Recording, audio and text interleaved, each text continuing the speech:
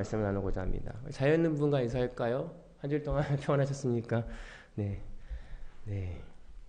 이번 주부터 사도행전을 함께 나가고자 합니다. 사도행전의 저자는 누가입니다. 누가복음을 썼던 누가가 수신자는 데오빌로라는 당시 로마의 고위 관료로 예상되는, 그래서 원래 누가복음에서는 카카라는 말을 써가지고 그 로마의 고유 관료가 아마 개종해서 하나님을 믿는 크리스찬이 되었던 것으로 예상됩니다. 그래서 첫 번째 편지를 썼는데, 두 번째 편지 또한 이제 예수님이 승천하시고 부활하시고 40일 동안 나타내셔서 승천하신 후에 어떻게 교회가 이루어졌는지, 성령 하나님의 은혜가 이루어졌는지를 기록하기 위해서 기록하여 데오빌로에게 두 번째 편지를 쓴 내용이 오늘 이 내용입니다. 그래서 아마 예수님이 부활 후에 초대교회의 사항을 기록하여서 데오빌로에게 이 교회가 어떻게 형성이 됐고 만들어졌는지를 오늘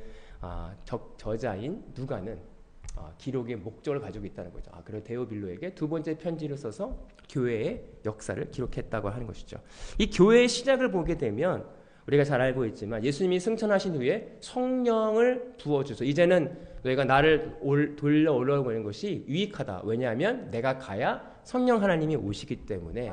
그래서 교회의 시작이 어떻게 보면 성령과 함께 시작했다라고 하는 것이죠. 오늘 저희 여러분들이 말씀을 통해서 우리 교회도 동일하게 인간의 힘이 아니라, 누가 한 사람의 힘이 아니라 성령 하나님의 은혜로 우리 교회가 굳건하게 서어지는 역사가 있기를 소망합니다. 그 은혜가 아니면 우리는 이 교회를, 또 교회인 몸된 내가 지탱할 수 없기 때문에 그렇습니다. 그 은혜를 통해서 부흥의 역사를 함께 경험하는 저와 여러분들이 되기를 소망합니다. 어떤 사람이 있어서 그 사람이 교회를 세우고 그 사람이 돈이 많아서 교회를 이끌어가는 게 아니라 성령님이, 또 하나님의 주권하에 교회를 이끌어 가신다는 그 굳건한 믿음이 우리 가운데 있기를 소망합니다. 1절에 보면 데오빌로요, 내가 먼저 쓴 글에는 무릇 예수께서 행하시며 가르치시기를 시작함부터 라고 말씀하고 있죠. 오늘 누가가 원래 누가복음에는 데오빌로 카카라는 존칭을 썼어요. 호칭을 썼는데, 제가 몇 년 전에도 이 본문 말씀을 가지고 설교를 한 적이 있는데, 그 당시에 카카라는 그 호칭을 벗어버리고 그냥 데오빌로요라고 하는 친구처럼, 동등한 입체처럼 그 시대적 배경에서 그렇게 쓸 수 있었던 건 엄청난 일입니다. 왜냐하면 조선시대에도 양반과 쌍놈이 나눠진 것처럼 그가의 지위와 그 계급이 있는데 그것을 무너뜨린다라고 하는 것은, 그것을 없애고 서로 평등한 위치에서 있었다는 것은 엄청난 일이죠. 그것이 아마 교회 공동체가 시작되면서 크리스찬으로서의 가치관과 세계관이 시작되면서 일어나는 현상이다라고 하는 거죠. 근데 낮은 사람이 높은 사람의 허락 없이 그렇게 할 수 있는 거 아니겠어요? 데오빌로가 그냥 저 이제 카카라고 하지 말고 그냥 우린 형제입니다 라고 했기 때문에 누가가 데오빌로요 쓸 수 있지 않겠어요? 아니면 누가가 우리는 다 한 형제니까 데오빌로 카카 그런 거 필요 없습니다, 그 카카의 허락 없이 그냥 데오빌로요 라고 쓸 수 있는 게 아니잖아요. 그렇다면 이 전제에서 누가가 데오빌로요 라고 쓸 수 있었던 것은 데오빌로 안에 회심이 일어났고, 저와 누가는 한 형제입니다, 저를 존칭하지 마십시오, 저는 교회 안에서 한 형제 자매일 뿐입니다 라고 그 고백이 있었기 때문에 누가가 그렇게 쓸 수 있었다고 저는 생각합니다. 그렇다면 어떻게 이 데오빌로에게 내가 높은 사람으로서, 내가 한 큰 리더의 고위 관객으로서 그런 마음을 품을 수 있었는가? 그것은 복음이었다는 거예요. 우리가 복음을 접하고 복음을 깨닫고 하나님의 은혜를 깨달은다면 내 정체성이 누구인지를 깨닫는 거예요. 내가 이 땅에서 아무리 고위간직이 있고 돈이 많고 많은 사람들을 거느릴 수 있는 리더이지만 내가 하나님 앞에서는 한 죄인에 불과하구나. 내가 예수 그리스도의 십자가의 은혜가 아니면 죄를 질 수밖에 없는 인간이구나. 내가 죄인임을 깨달았을 때 비로소 겸손함이 나오는 거죠. 나는 아무것도 아니구나. 내게 주어져 있는 관직이나 내게 주어져 있는 파워가 내가 잘나서가 아니라 하나님이 맡겨주신 청지기적 사명이구나 하는 것을 깨닫기 때문에 오늘 누가에게 나를 카카라고 부르지 마라. 나는 하나님의 한 형제 자매일 뿐이다라는 겸손이 나온다는 거예요. 오늘 저와 여러분들이 교회 공동체 안에 어떻게 겸손할 수 있는가? 겸손이 그냥 눈으로 보이는 겉으로 저는 아무것도 아닙니다라는 게 아니라 성령 하나님의 은혜를 통해서 깨달았을 때 내가 누구인지를 깨닫는 겁니다. 나는 아무것도 아니구나. 그래야만 겸손해질 수 있는 거예요. 내가 아무리 겸손하고 내 스스로 겸손한 척 하려고 해도 겸손할 수 없어요. 그러나 내가 누구인지를 진정으로 깨달아야만 겸손할 수 있다. 오늘 이 교회 시작에서의 공동체에서 성령님의 역사는 그런 역사입니다. 나 스스로 누군가를 깨닫고 내가 할 수 없다라고 하는 것을 깨달았을 때 하나님께서 주시는 그 은혜는 네가 누구인가? 네가 어떤 자인지를 깨닫는다. 저와 여러분들이 데오빌로처럼 그 경험한 사람들이 되기를 소망합니다. 주님이 주신 겸손함, 내 스스로의 겸손함이 아니라 하나님이 주신 겸손함으로 나아가기를 소망합니다. 2절에 그가 택하신 사도들에게 성령으로 명하시고 승천하신 날까지 이를 기록하였노라 라고 말씀하고 있죠. 그가 택하신, 예수님이 택하신 제자들, 사도들이 스스로 나 예수님 따라가야지 라고 하는 사람이 없고 예수님이 친히 그들을 찾아가셔서 택하셨고 그들을 선택하셔서 제자로 삼으십니다. 오늘 저 여러분들이 이 자리에 나오며 우리가 하나님의 백성이 된 게 내 스스로 하나님을 선택한 것이 아닌 거예요. 내가 하나님 믿어야지 이게 천국이구나 라고 내 스스로 할 수 있던 것이 아니라 성령 하나님의 은혜를 통해서 복음을 접했고 그 복음이 내 마음의 밭에 깊이 내려 열매 맺어 믿음이라고 하는 열매가 맺을 수 있었던 것은 하나님의 온전하신 택하심이 있었다는 거예요. 우리 교회에 나오고 우리가 교회 될 수 있다는 그 은혜는 내가 할 수 없다는 것을 오늘 말씀 속에서 다시 한번 이야기합니다. 그가 선택하신 사도들에게 성령으로 명하셨다라고 얘기하고 있습니다. 우리가 잘 알고 있는 왜 예수님은 두 가지를 다 갖고 계십니다. 육적인 예수님과 인간의 몸을 입고 왔기 때문에 하나님의 이시기 때문에 성령, 하나님의 영을 가진 하나님의 아들의 속성과 인간의 속성을 다 가지고 있는데 오늘 누가가 예수님이 택하시고 사도들에게 성령으로 명했다. 그것은 뭐냐면 육적인 마음으로 명령한 것이 아니라 성령 하나님의 마음으로 명령했다라고 이야기하고 있습니다. 오늘 교회의 시작이 예수님의 한 사람의 욕심과 육적인 욕심에 의해서 시작된 것이 아니라 성령 하나님의 명령에 의해서 시작됐다라고 하는 사실을 우리가 집중해야 됩니다. 동일하게 우리가 말할 수 있거든요. 제가 아이들한테 얼마든지 좋은 성경 이야기를 통해서 말할 수 있어요. 하나 이렇게 하셨다 하면 안 돼. 그런데 저는 알아요. 내 힘으로 내가 원하는 일로 아이들을 양육하려고 하는 그 마음과 성령님이 주시는 마음으로 아이들을 양육하려는 그 마음이 두 마음이 있다는 거예요.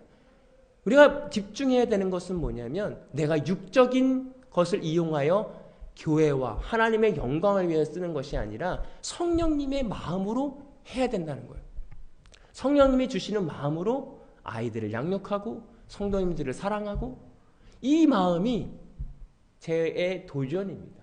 똑같은 말이죠. 예수님이 너를 사랑한다 고백할 수 있는데 그것이 다른 파워가 있다라고 하는 것입니다.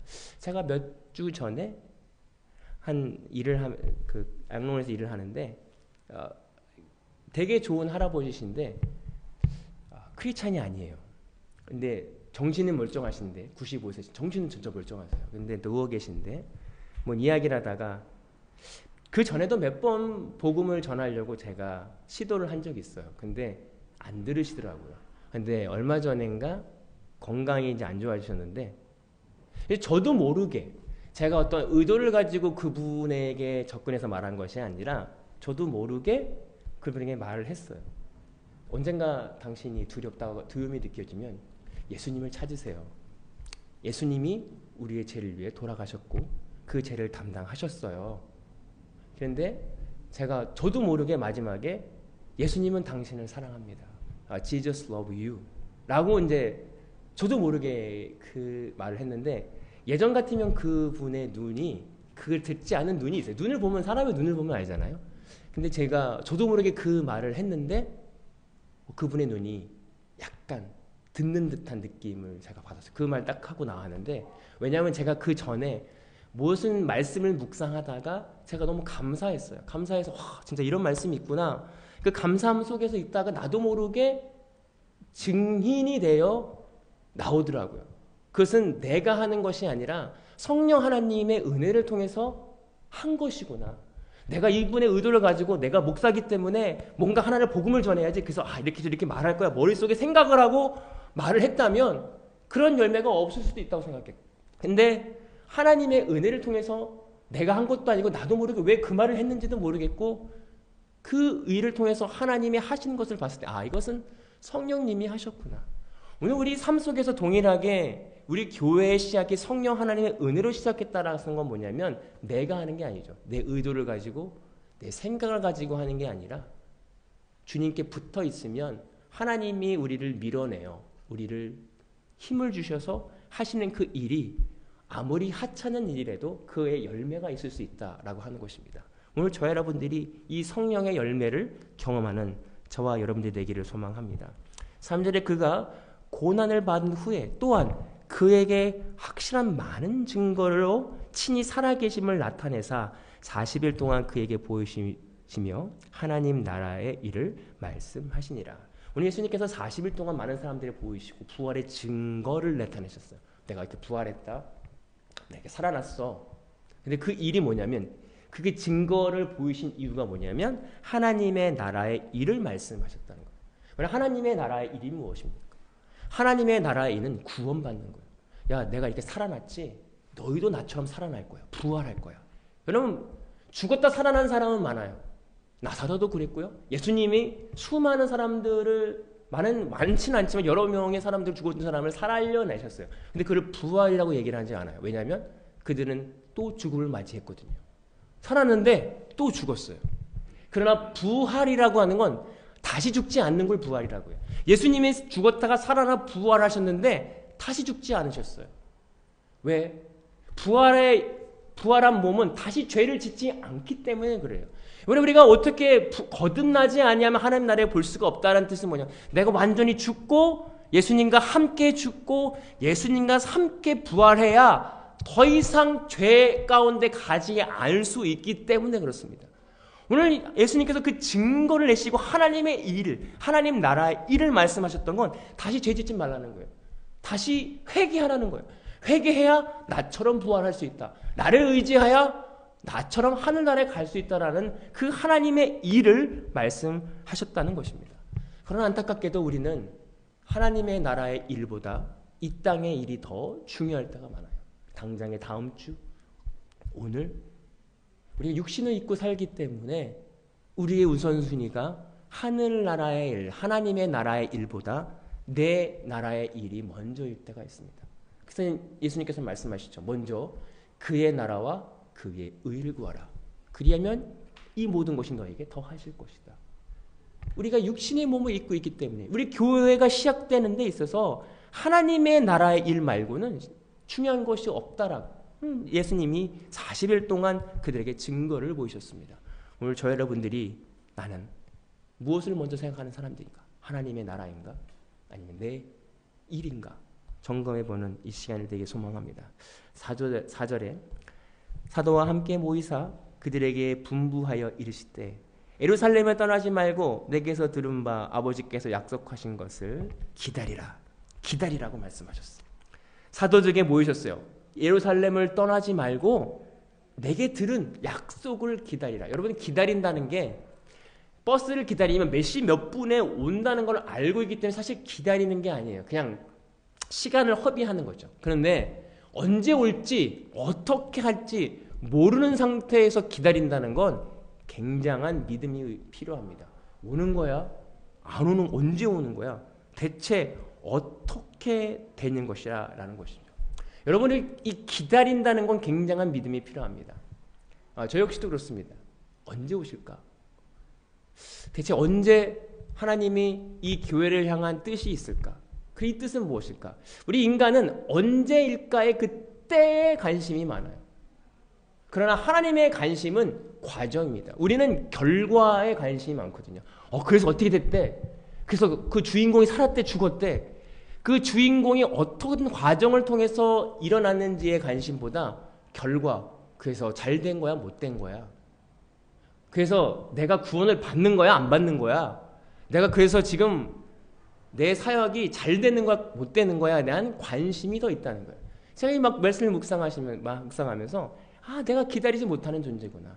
하나님이 말씀하신 건 기다려였어요. 그러니까 기다린다는 건 내가 할 수 있는 것을 하지 않는 게 기다리는 거예요. 내가 기다리는데 내 만의 백 플랜을 가지고 플랜 B를 가지고 뭔가 준비해놓고 그래 이거 되면 하고 아니면 말고 이건 기다리는 게 아니에요. 기다린다는 거의 전제는 내 것을 할 수 있는 것을 안 하는 게 기다리는 거예요. 그리고 그 말씀을 신뢰하고 약속을 기다리는 것입니다. 왜 하나님이 기다리라고 했는가? 우리의 모든 힘을 빼는 시간입니다. 왜냐하면 어떻게 성령님이 내 안에 오실 수 있습니까? 나를 부인해야 올 수 있는 거예요. 나는 아무것도 아닙니다. 내가 할 수 있는 게 아무것도 없습니다. 하나님이 우리 인생을 그때까지 밀어붙인다는 거예요. 네가 할 수 있는 거 아무것도 없어 라고 깨달을 때까지 우리의 인생을 밀어붙인다는 거예요. 왜? 기다려야 되기 때문에. 하나님이 오셔야 되기 때문에. 내 힘이 살아있으면 하나님이 오실 수가 없어요. 내 능력이 살아있고 내 생각이 살아있고 나만의 계획이 살아있으면 절대로 하나님의 능력이 올 수 없기 때문에 하나님 우리를 기다릴 수 있는 환경과 몸의 상태, 영적 상태를 만들어 가신다는 거예요.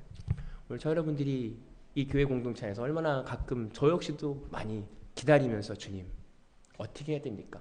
그러나 중요한 건 결과가 아니라 과정입니다. 이 기다리는 과정 가운데 우리가 해야 되는 게 무엇일까?